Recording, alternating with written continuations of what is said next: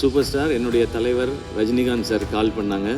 சிவகார்த்திகேயன், ஐயோ very bold movie, super second ஹாஃப்னு சொல்லிட்டு ரொம்ப போல்ட் மூவி, ஃபென்டாஸ்டிக்காக பெர்ஃபார்ம் பண்ணியிருக்கீங்கன்னு சொன்னாங்க. உலகநாயகன் கமல்ஹாசன் சார் வந்து படத்தை அப்ரிஷியேட் பண்ணாங்க. பயங்கரமாக இருந்துச்சு, பிரமாதமாக பண்ணிட்டீங்கன்னாங்க. கமல் சார்கிட்டேருந்து அதை வாங்குறது ரொம்ப ரொம்ப கஷ்டம். ராதிகா மேம் வந்து சொன்னது எனக்கு ரொம்ப ஸ்பெஷலாக இருந்தது. படம் சூப்பர் அப்படின்னு சொல்லிட்டு அவங்க ஒரு லைன் சொன்னாங்க. Every film you are improving, நீங்கள் என்ன ஒரு டெரிஃபிக் ஆக்டரை நோக்கி போயிட்டுருக்கீங்க. நாங்கள் ஒரு வருஷமோ 2 வருஷமோ டேரக்டர்ஸ் உட்காந்து எழுதி என் கேரக்டர் இப்படி இருக்கணும்னு யோசிச்சிடுறாங்க. அவங்க யோசித்து எடுக்கும்போது அவங்களுக்கு தெரியும் அது கரெக்டாக இல்லையான்னு சொல்லி. டேரக்டர் ஓகேன்னு சொன்னால் எனக்கு அது ஓகே, இல்லைன்னா அது நாட் ஓகே, அவ்வளோதான் என் மைண்டில் இருக்குது. நான் போய் மானிட்டர் பார்க்குறதே இல்லை. ஒரு நடிகனாக நிறைய சவால்கள் இருக்குது இந்த கதைக்குள்ளே, நடிக்கிறதுக்கு நிறைய ஸ்கோப் இருக்குது. ஸோ நம்மளை ஒரு நடிகனாக மேம்படுத்திக்கிறதுக்கான வாய்ப்பும் இந்த கதையில் இருக்க தான் நான் உணர்ந்தேன். அதுதான் மிக முக்கியமான காரணம் இந்த படம் பண்ணணும்னு நினச்சதுக்கு. தேங்க்ஸ் கிவிங் மீட்ன்றதுனால முக்கியமான நம்ம இண்டஸ்ட்ரியிலேருந்து, சினிமா இண்டஸ்ட்ரியிலேருந்து வாழ்த்து சொன்னவங்களுக்கு நான் நன்றி சொல்ல மறந்துட்டேன். நிறைய பேர் நம்மளோட இண்டஸ்ட்ரியிலேருந்து எல்லாருமே விஷயம் சொல்லிகிட்டே இருக்காங்க. இப்போ மார்னிங் ராதிகா மேம் வந்து சொன்னது எனக்கு ரொம்ப ஸ்பெஷலாக இருந்தது. படம் சூப்பர் அப்படின்னு சொல்லிட்டு அவங்க ஒரு லைன் சொன்னாங்க. Every film you are improving, நீங்கள் என்ன ஒரு டெரிஃபிக் ஆக்டரை நோக்கி போயிட்டுருக்கீங்க. நாங்கள் thank you so much ma'am. And இந்த படம் ரிலீஸ்க்கு முதல் நாள் பார்த்துட்டு பத்மஸ்ரீ உலகநாயகன் கமல்ஹாசன் சார் வந்து படத்தை அப்ரிஷியேட் பண்ணாங்க. அப்போ படம் முடிஞ்ச உடனே கூட்டிகிட்டு போய் டீம்கிட்ட எல்லார்ட்டையும் சொல்லிடுங்க, இது ஒரு பயங்கரமாக இருந்துச்சு, பிரமாதமாக பண்ணிட்டீங்கன்னு. நாங்கள் கமல் சார்கிட்டேருந்து அதை வாங்குறது ரொம்ப ரொம்ப கஷ்டம். அவங்க இன்னும் ஒரு 5 நிமிஷம் எக்ஸ்பிளைன் பண்ணி பேசினாங்க. அமரனுக்கும் அவங்க இவ்வளோ 5 மினிட்ஸ்லாம் பேசலை, 2 மினிட்ஸ் 3 மினிட்ஸ் தான் பேசினாங்க. பட் இந்த படத்துக்கு அவ்வளோ நேரம் பேசினாங்க. So thank you so much Kamal sir. And நேற்று காலையில் சூப்பர் ஸ்டார் என்னுடைய தலைவர் ரஜினிகாந்த் சார் கால் பண்ணாங்க. கால் பண்ணிவிட்டு சிவகார்த்திகேயன், ஐயோ சார் எனக்கு சார் வாய்ஸ் வந்துடுது, இப்போ அப்படி சொல்லக்கூடாது நம்ம. Very bold movie, super second ஹாஃப்னு சொல்லிட்டு ரொம்ப போல்ட் மூவி, ஃபென்டாஸ்டிக்காக பெர்ஃபார்ம் பண்ணியிருக்கீங்கன்னு சொன்னாங்க.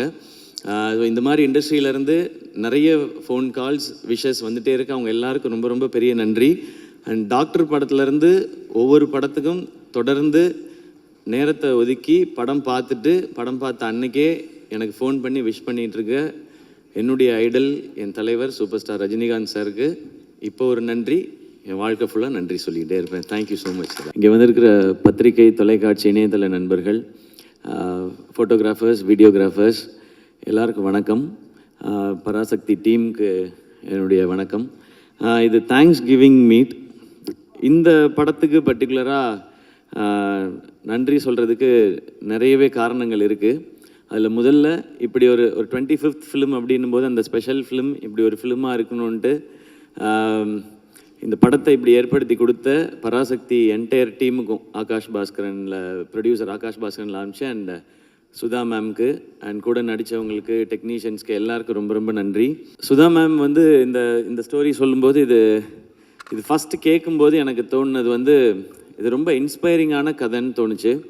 இன்னொன்று எனக்கு 2 வாய்ப்பு இந்த படத்துக்குள்ளே இருக்கதா நான் ஃபீல் பண்ணேன். ஒன்று, தமிழ் உணர்வு, நம்ம மொழிக்காக நடத்தின போராட்டம், இதை வந்து அடுத்த தலைமுறைக்கு காட்டுறதுக்கான வாய்ப்பு இந்த படத்துக்குள்ளே இருக்குன்றது தெரிஞ்சுது.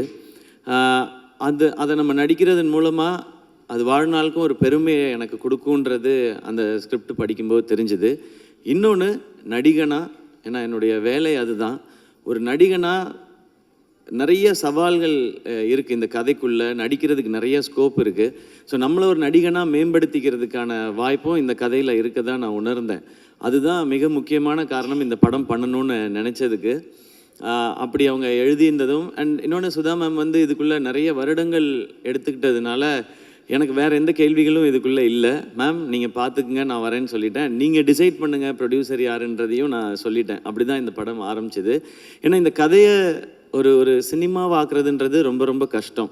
ஏன்னா இது ஆக்சுவலாக ஸ்கிரிப்ட் பண்ணும்போது சினிமாட்டிக் லிபர்ட்டி எடுத்துக்கிட்டோம். அது அந்த முன்னாடியே சொல்லியிருப்போம், இது அப்படியே இருக்குது, எல்லாமே அப்படியே நிஜம்ன்றது இல்லை.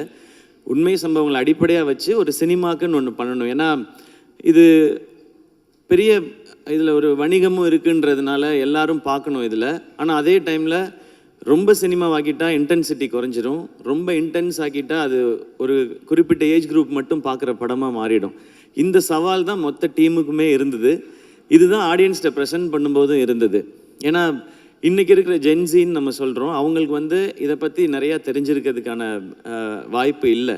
ஆனால் அவங்க பார்க்கும் பொழுது சினிமாவோட அவங்க ஒன்றணும், அந்த படத்தை அவங்க என்டர்டெயின் ஆகணும், என்ஜாய் பண்ணணும், அப்புறமா முடியும் போது இப்படிலாம் நடந்திருக்கான்னு தெரிஞ்சுக்கணுன்றது. ஸோ இது அனைத்தையும் சேர்த்து ஒரு படம் பண்ணணுன்றது தான் இந்த மொத்த டீமுமே போராடினது. அதனால தான் மேம் என்ன சொல்கிறாங்களோ அதை செஞ்சிடணுன்றது தான். இதில் ஆளாளுக்கு ஒரு தாட் இருந்ததுன்னா இதை கொண்டு வந்து சேர்க்க முடியாது.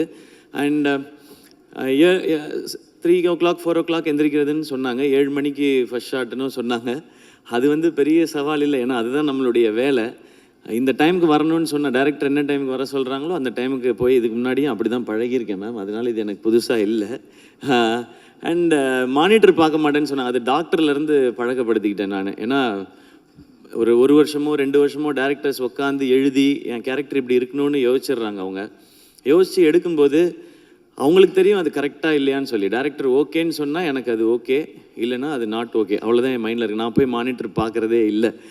நான் டைரக்டர்ஸை நம்பி தான் இப்போ பண்ணிகிட்ருக்கேன். அதுக்கு முன்னாடி நம்ம கதைகள் என்ன டவுட்ஸ் வேணாலும் கேட்டுக்கலாம். ஷூட் போகிறதுக்கு முன்னாடி ஷூட் போயிட்டோன்னா டைரக்டர்கிட்ட சரண்டர் ஆகிடணுன்றது தான் இப்போ நான் பழகிக்கிட்டது.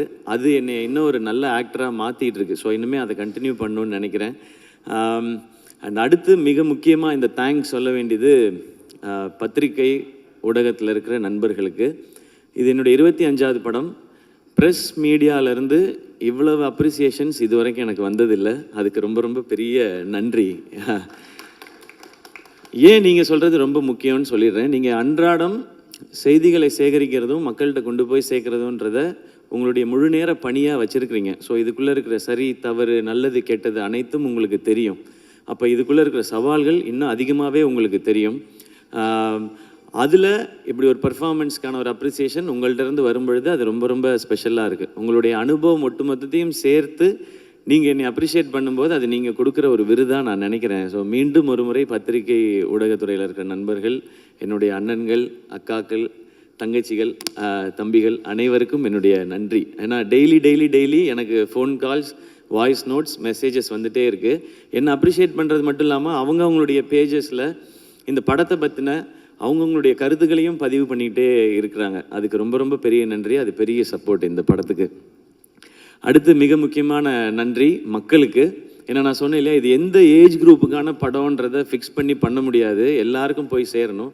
அப்போ இன்றைக்கி ஜென்சியிலேருந்து ஆரம்பித்து எல்லாருக்கும் எப்படி போய் சேரப்போகுது அப்படின்றத பார்க்கும்பொழுது இப்போ நான் நிறையா எனக்கு வீடியோஸ் அனுப்புகிறாங்க. ஒரு குட்டி பையன் ஒருத்தர் வந்து தமிழ் வாழ்க சொல்லி தீ பரவட்டம்னு சொல்லி இந்த படத்தை போய் பாருங்கன்னு ஒரு குட்டி பையன் சொல்லியிருந்தார்.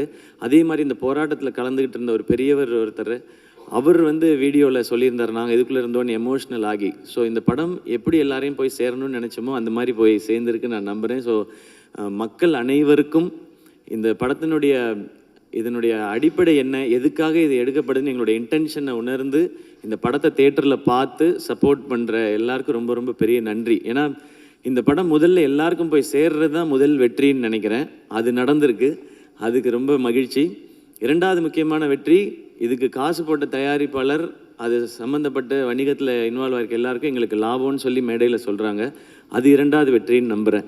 ஸோ இதுக்கப்புறம் வர்றது எது வந்தாலுமே இதுக்கு போனஸ் தான் நான் நினைக்கிறேன். ஸோ எல்லாருக்கும் ரொம்ப நன்றி. அண்ட் அடுத்து மிக முக்கியமான நன்றி என்னுடைய ஃபேன்ஸான என் பிரதர்ஸ் அண்ட் சிஸ்டர்ஸ்க்கு. என்னுடைய 25வது படம், அதில் நீங்கள் ரொம்ப ஸ்பெஷல், என்னை விட ரொம்ப எக்ஸைட்டடாக ரொம்ப ஸ்பெஷலாக இதை செலிப்ரேட் பண்ணது நீங்கள் எல்லோரும் தான். அண்ட் என் கூடவே நிற்கிறவங்க எல்லாருக்கும் என்னுடைய மனமார்ந்த நன்றிகள். இந்த படத்தோட டிஸ்ட்ரிபியூட்டர்ஸ், எக்ஸிபிட்டர்ஸ் எல்லாருக்கும் என்னுடைய நன்றி, வாழ்த்துக்கள். அடுத்து பொங்கல் ஹாலிடேஸ் வருது. ஸோ இன்னும் நிறைய மக்கள் இதை போய் தேட்டரில் பார்க்க போகிறாங்கன்ற அந்த எக்ஸைட்மெண்ட்டோடு இருக்கேன். இதுக்குள்ளே இருந்து இதெல்லாம் இப்படி இருந்திருக்கலாம்னு வர்ற நல்ல பாசிட்டிவ் ஃபீட்பேக்ஸ் எல்லாத்தையுமே நாங்கள் ஒரு பக்கம் கலெக்ட் பண்ணிட்டு தான் இருக்கிறோம். இதெல்லாம் இன்னும் சிறப்பாக இருக்குதுன்னு சொல்கிறது எல்லாத்தையும் மைண்டில் வச்சுக்கிறோம். இதெல்லாம் அடுத்தடுத்து பண்ணுற படங்களுக்கும் அடுத்து இந்த கரியருக்கும் ஜேர்னிக்கும் அது ஹெல்ப் பண்ணும் நான் நம்புகிறேன். மீண்டும் ஒரு முறை இந்த பராசக்தியை ரொம்ப ஸ்பெஷலாக மாற்றின அத்தனை பேருக்கும் என்னுடைய மனமார்ந்த நன்றிகள். Love you all. தேங்க்யூ எல்லாருக்கும் ரொம்ப ரொம்ப நன்றி.